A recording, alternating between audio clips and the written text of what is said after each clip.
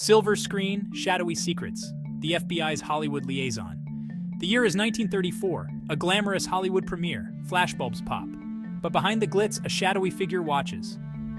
Welcome to Cryptic Mystic Vault, where we explore the enigmatic tales and unsolved puzzles of history. He is not there for the movie. He is J. Edgar Hoover's eyes and ears in Hollywood. The FBI's interest in the film industry is not new, but it is about to become an obsession. From the outset, the relationship between Hollywood and the FBI was a dance of influence. The Bureau saw the power of film to shape public opinion. Hollywood craved access and legitimacy. This uneasy alliance would shape American cinema for decades. Secrets would be traded, careers made and broken. The line between art and propaganda would blur. The war within propaganda and paranoia in the Golden Age. World War II brought a new urgency to the FBI's Hollywood Liaison. The government needed the film industry to rally the nation. Propaganda became the order of the day. Hollywood answered the call, churning out patriotic war films. The line between entertainment and persuasion blurred, but the war also fueled the FBI's paranoia. The Red Scare gripped America. Hollywood, with its perceived liberal leanings, became a prime target. Writers, directors, and actors were blacklisted, their careers destroyed. The House Un-American Activities Committee hearings became a public spectacle. The blacklist had a chilling effect on creative freedom in Hollywood. Hoover's Hollywood. The Bureau's man in Tinseltown. At the heart of the FBI's Hollywood operation was J. Edgar Hoover.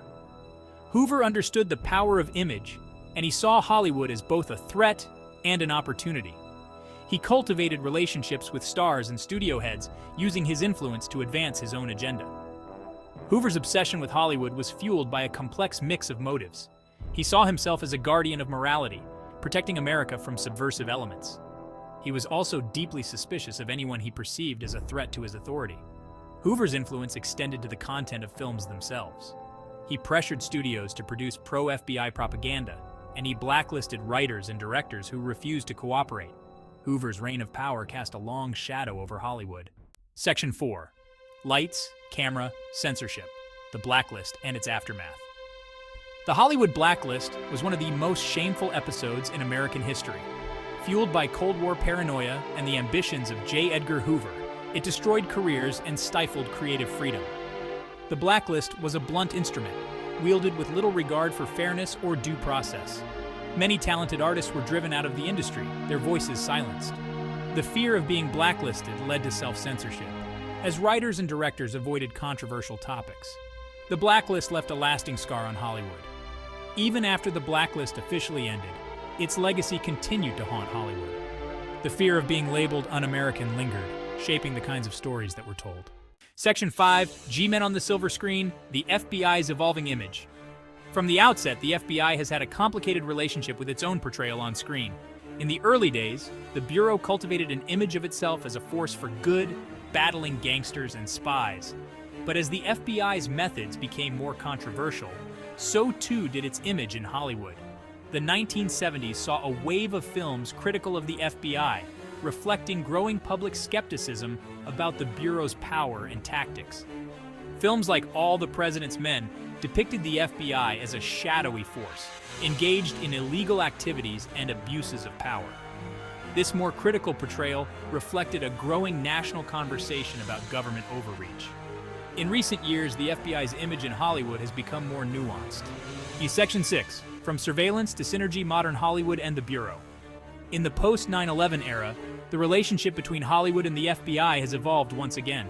The war on terror brought a renewed emphasis on intelligence gathering and counterterrorism. The FBI has provided technical assistance and advice on a number of films and television shows, often in exchange for input on scripts and storylines. This collaboration has been mutually beneficial at times, but it has also raised concerns about the blurring of lines between entertainment and propaganda. Critics argue that the FBI's involvement in Hollywood risks undermining the industry's independence and creative freedom.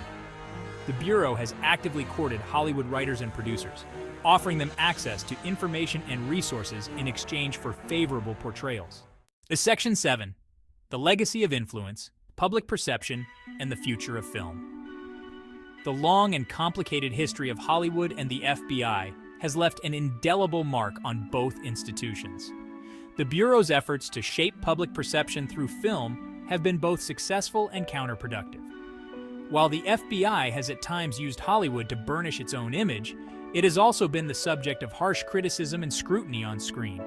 The FBI's influence on Hollywood has waned in recent decades, but it has not disappeared entirely. The relationship between Hollywood and the FBI remains a complex and often uneasy one. As we look to the future, it is important to remember the lessons of the past. The public has a right to know the extent of the Bureau's involvement in the entertainment industry. Don't forget to like, comment, and subscribe for more mind-blowing discoveries and thrilling adventures into the past.